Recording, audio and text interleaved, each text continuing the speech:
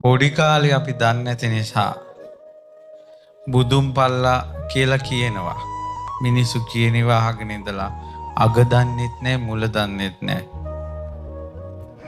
ඕක ඇහිච්ච අපේ අම්මලා ගිනි අඟුරු පෙනෙල්ල ගෙනල්ලා කටේ තිබ්බා. බුදුන් ගැන දිවුරන්න එපා කියලා. අපේ සංසාරේ පිනකට අපේ දෙමව්පියෝ අපි එහෙම හැදුවා.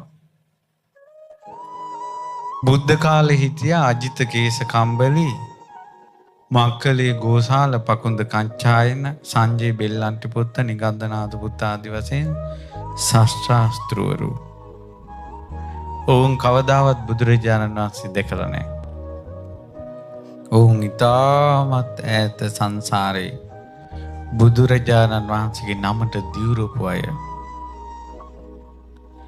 බුදුන් පල්ලා කියලා බොරුවට දිවුරන අයට බුදුරු දකින්න බෑ. සසර